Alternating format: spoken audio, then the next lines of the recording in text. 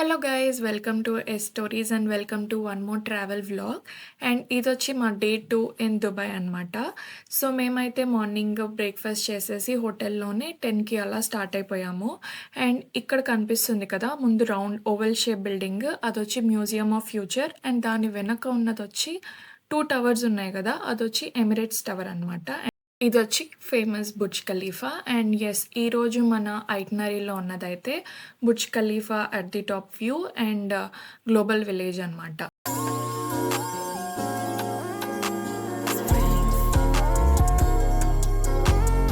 This is Dubai mall, Burj ఖలీఫాలోనే ఉంటుంది.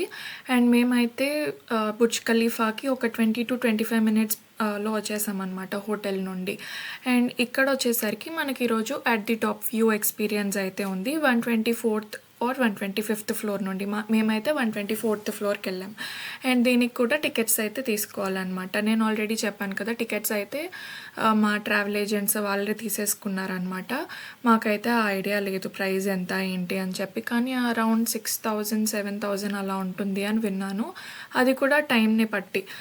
Morning sunrise and evening sunset view కావాలి అంటే ఆ టైంలో ఇంకా ఎక్కువ ఉంటుందన్నమాట price, ticket price. So prime time వచ్చేసరికి మనకి టికెట్ ప్రైస్ ఎక్కువ ఉంటుంది. అండ్ అదర్ టైమ్స్లో అయితే నార్మల్గానే ఉంటుంది టికెట్ ప్రైస్ అయితే.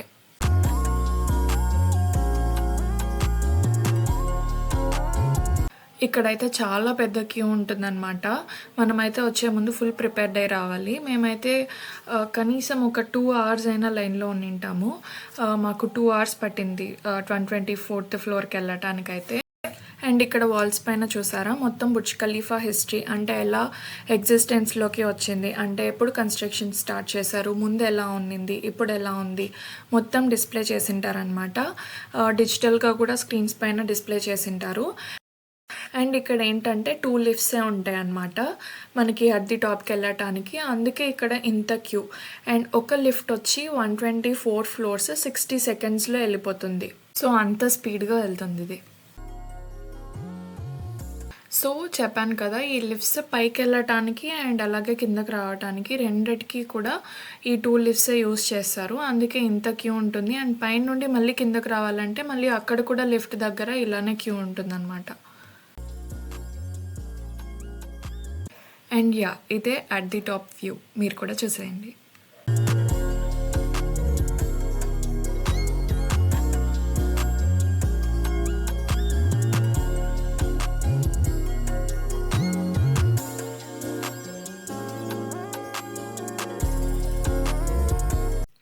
అండ్ యెస్, పర్సనల్గా Burj Khalifa at the top experience నాకు ఎలా అనిపించింది అంటే, అంతసేపు లైన్లో నిల్చొని వచ్చిన దానికి నాకైతే యావరేజ్ అనిపించింది. మేబీ ప్రైమ్ టైమ్స్లో అలా ట్రై చేయవచ్చేమో, కానీ ప్రైమ్ టైమ్స్లో కూడా క్యూ ఇంకా చాలా ఎక్కువ ఉంటుంది, ఫుల్ రష్గా ఉంటుంది అని విన్నాను అనమాట. So but once in a life time experience ఇది. నాకైతే బుర్జ్ ఖలీఫా దూరం నుండే బాగా నచ్చింది. అండ్ నైట్ అయితే ఫౌంటైన్ షో ఉంటుందన్నమాట, అప్పుడు చాలా బాగా నచ్చింది బయట నుండి చూడడానికి. అలానే బాగుంది బుర్జ్ ఖలీఫా చెప్పాలంటే. సో మేమైతే ఫౌంటైన్ షో ఇప్పుడు కాదు, నెక్స్ట్ టైం వస్తామన్నమాట. మేమైతే మార్నింగ్ టైం వచ్చాం కదా ఇక్కడికి, ఆఫ్టర్నూన్ మాకైతే గ్లోబల్ విలేజ్ ఉంది. సో నెక్స్ట్ టైం ఇంకొక రోజు వస్తామన్నమాట ఫౌంటైన్ షో కోసం అని చెప్పి.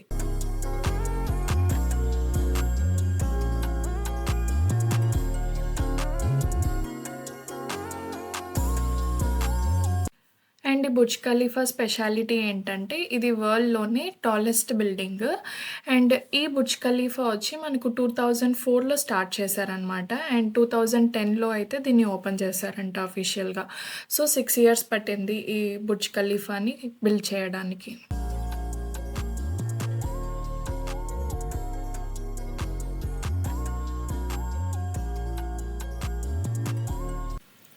అండ్ మాకైతే కిందకొచ్చేదానికి ఒక 10 to 15 minutes క్యూ ఉంటుంది అంతే లిఫ్ట్ దగ్గర. కింద ఉన్నంత క్యూ అయితే లేదనమాట పైన.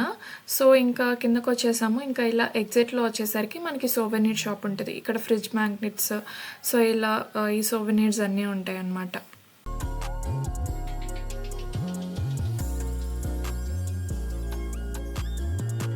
అండ్ మేము ఈ దుబాయ్ మాల్‌లో కూడా ఈ ఒక్క ఫ్లోర్ తప్ప ఇంకే ఫ్లోర్‌కి ఎళ్ళలేదు. ఎక్స్‌ప్లోర్ చేయలేదు. ఎందుకంటే మాకు ఇంకొక రోజు ఉంది గదా!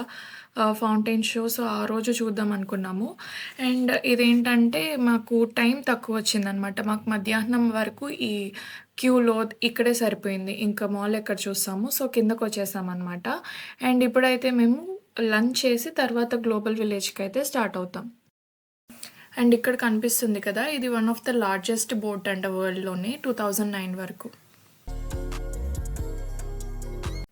అండ్ మేమైతే ఇంకా లంచ్ చేసేసి గ్లోబల్ విలేజ్‌కైతే స్టార్ట్ అయిపోయాము. అండ్ దుబాయ్ మాల్ నుండి గ్లోబల్ విలేజ్‌కైతే ఒక హాఫ్ ఎన్ అవర్ పైనే పడుతుంది. అండ్ మధ్యలో మేము లంచ్‌కి కూడా ఆగాం కాబట్టి అక్కడ ఇంకొక 1 అవర్ టైం పట్టిందనమాట. అండ్ మేమైతే ఇక్కడ గ్లోబల్ విలేజ్‌కెళ్తున్నాం. And guys look at these flowers. Road side లానే కాదు, ఇలా డిఫరెంట్ డిఫరెంట్ కలర్స్‌లో ఫ్లవర్స్ ఉంటాయన్నమాట. అది కూడా డిఫరెంట్ డిఫరెంట్ ప్యాటర్న్స్‌లో ఉంటాయి. సో, మాకైతే బోర్ ఎక్కడ కొట్టలేదనమాట. దారిలో ఇలా చూస్తూ ఎంటర్‌టైనింగ్‌గా వెళ్ళిపోయేవాళ్ళం.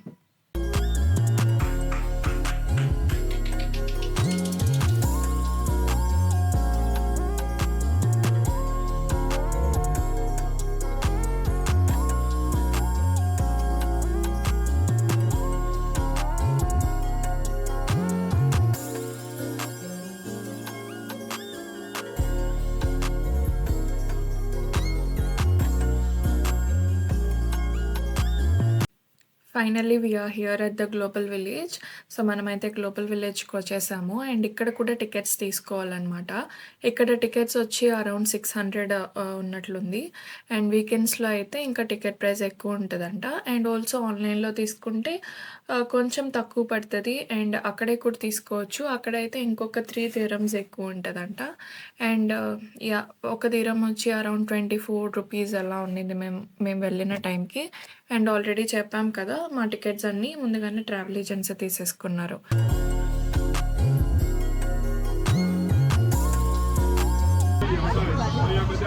మన యూట్యూబ్ బ్లాగర్ వీడియో తీస్తున్నంట. కొంచెం కాన్సంట్రేట్ చేయరా. అసలే మనము ఎక్కడున్నాం తెలుసు కదా? ఎక్కడున్నాం? దుబాయ్ కాదురా.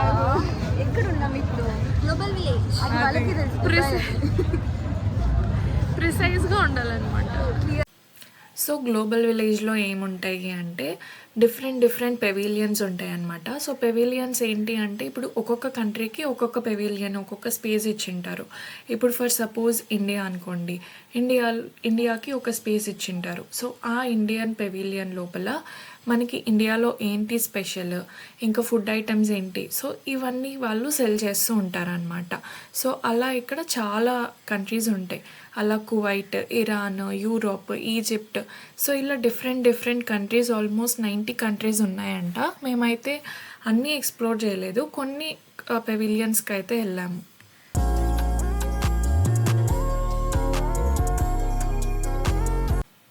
సో మేమైతే స్టార్టింగే కువైట్‌తో స్టార్ట్ చేసాము. కువైట్ ఏంటి ఎందుకు అంటే ఎంట్రీలోనే ఉన్నింది. సో ఇంక అందుకని కువైట్ పెవిలియన్‌లోకి అయితే వెళ్ళిపోయాము. అండ్ ఇక్కడైతే హనీ ఉన్నింది. చాలా different different types of honey ఉన్నింది.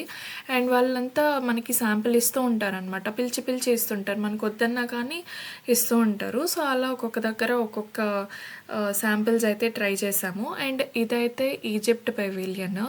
ఈజిప్ట్ పెవిలియన్‌లో అయితే మనకి కార్పెట్స్ ఉన్నాయి కదా, ఆర్ట్ చాలా ఫేమస్ అని అర్థమైంది. సో ఈ కార్పెట్స్ అయితే చాలా బాగున్నాయి అండ్ క్వాలిటీ కూడా చాలా బాగుంది. మేము టచ్ చేసి అంతా చూసామన్నమాట. అండ్ డిజైన్స్ కూడా చాలా యూనిక్ ఉన్నాయి. డిఫరెంట్ డిఫరెంట్ ప్యాటర్న్స్ ఉన్నాయి. నాకైతే చాలా బాగా నచ్చింది ఇక్కడ ఈజిప్ట్ పెవిలియన్‌లో. అన్ని పెవిలియన్స్ కన్నా ఇక్కడ ఈజిప్ట్ పెవిలియన్‌లోనే ఇలా కార్పెట్స్ అన్నీ యూనిక్‌గా ఉన్నాయి చెప్పాలంటే.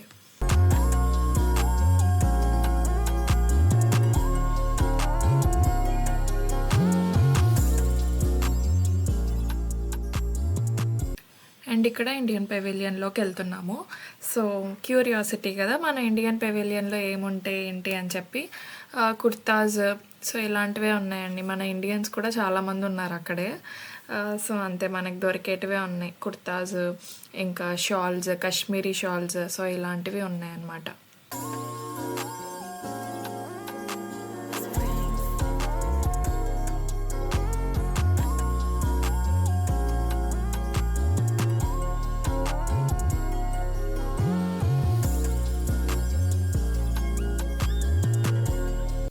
అండ్ మాకు ఇక్కడ రోడ్ ఆఫ్ ఏషియా అని ఒకటి కనిపించింది.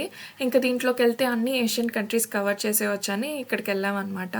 సీరియస్గా మాకైతే అసలు ఏం అర్థం కాలేదు, ఎక్కడికి వెళ్ళాలి ఎటు వెళ్ళాలి అని చెప్పి. కనిపించిన దాంట్లోకి వెళ్ళిపోయే వాళ్ళము and going with the flow అనమాట.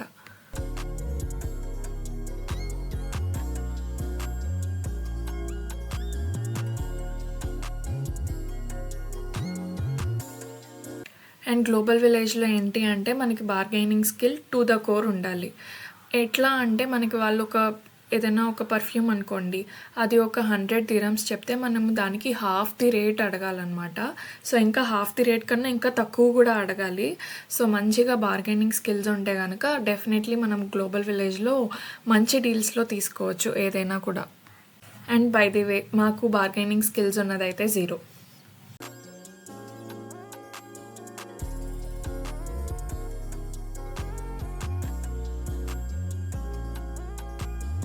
అండ్ ఈ గ్లోబల్ విలేజ్ మొత్తం తిరిగి ఎక్స్ప్లోర్ చేయాలంటే కనీసం 1 day అయితే పడుతుందన్నమాట.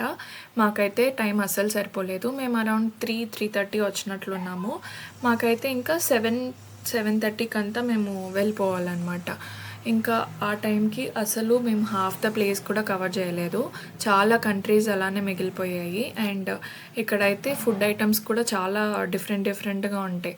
మాకైతే దేనికి టైం లేదు, తిరిగి చూసి ఫోటోలు తీసుకోవడానికే టైం అయిపోయింది చెప్పాలంటే.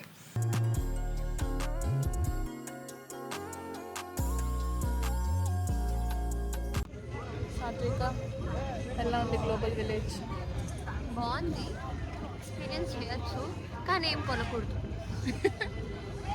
మీనాక్షి 2 సార్లు టెంప్ట్ అయింది మీనాక్షి కొనుక్కోవడానికి, కానీ 50-60 అంటారు అంతే. బట్ అది ఏడి నుంచి INR కన్వర్ట్ చేస్తే అసలు అమౌంట్ తెలుస్తుంది. 2 సార్లు టెంప్ట్ అయిపోయింది కానీ కొనలేదు.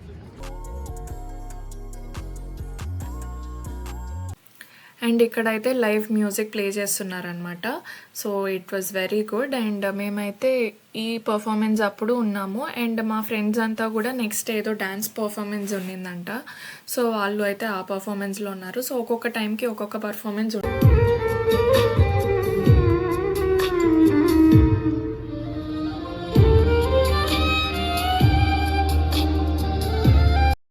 అండ్ ఇక్కడైతే చాలా రైడ్స్ కూడా ఉన్నాయన్నమాట.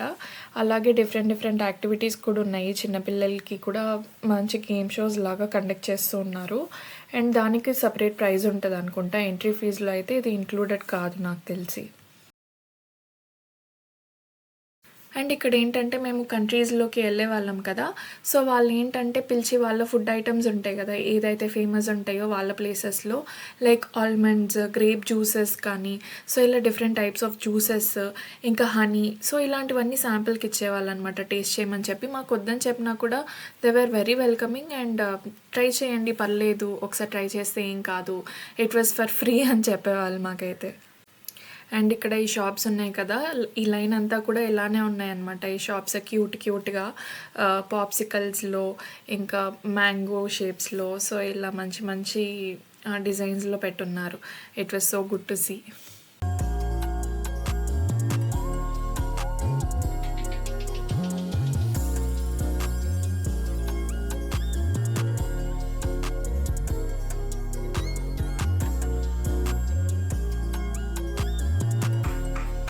అండ్ ఫుడ్ ఐటమ్స్ కూడా ఇక్కడ ఒక్కొక్క కంట్రీలో ఒక్కొక్కటి ఫేమస్ ఉంటుంది కదా. ఫర్ ఎగ్జాంపుల్ మన ఇండియన్ దాంట్లో అయితే పానీపూరి ఉన్నిందనమాట. అలాగా డిఫరెంట్ పెవిలియన్స్లో డిఫరెంట్ ఫుడ్ ఐటమ్స్ ఉంటాయి.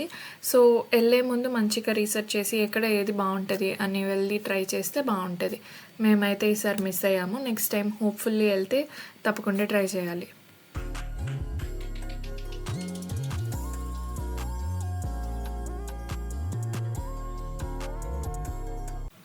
నాకైతే Burj Khalifa at the top experience కన్నా ఈ గ్లోబల్ విలేజే చాలా బాగా నచ్చింది. మార్నింగ్ నుండి ఇక్కడే ఉండింటే బాగుండేది అనిపించింది అనమాట. రిలాక్స్డ్గా అన్నీ తిరిగి నీట్గా అన్ని కల్చర్స్ ఎక్స్ప్లోర్ చేసిండే వాళ్ళము. అండ్ వాళ్ళ ట్రెడిషన్స్, వాళ్ళ ప్లేస్లో ఏది ఫేమస్, సో అన్నీ తెలుసుకుండే వాళ్ళం. ఇప్పుడు సపోజ్ ఈజిప్ట్లో ఇలా ఆర్ట్ ఫేమస్ అని చెప్పి, ఆ కార్పెట్స్ అయితే నాకు చాలా బాగా నచ్చాయి. చాలా డిఫరెంట్ స్టైల్స్, డిఫరెంట్ ప్యాటర్న్స్లో అండ్ డిఫరెంట్ కలర్స్లో ఉన్నాయన్నమాట. సో అలానే ప్రతి కంట్రీలో ఏది ఫేమస్ అని, అట్లీస్ట్ మనం అన్ని కంట్రీస్ తిరగమో తెలియదు, కానీ ఇలా చూడటం అనేది చాలా బాగుందనమాట అన్నీ ఒక ప్లేస్లో.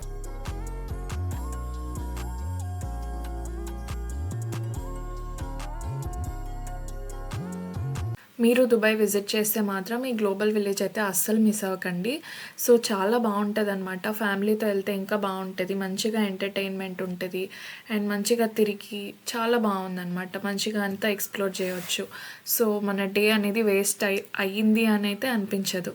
అండ్ మేమైతే ఫ్రెండ్స్తో వెళ్ళాం కాబట్టి నాకు కూడా చాలా ఫన్ అనిపించింది ఇలా అన్ని ప్లేసెస్లోకి వెళ్ళి వాళ్ళ ట్రెడిషన్స్ అంతా చూసి. సో నాకు కూడా చాలా యూనిక్ ఎక్స్పీరియన్స్ అనమాట. నేనైతే బాగా ఎంజాయ్ చేశాననమాట. మీరు కూడా ఈ వ్లాగ్ చూసి మంచిగా ఎంజాయ్ చేశారని అనుకుంటున్నాను. సో మీకు ఈ వ్లాగ్ నచ్చితే తప్పకుండా లైక్, షేర్ అండ్ కమెంట్. అలాగే సబ్స్క్రైబ్ చేసుకోవడం మర్చిపోకండి.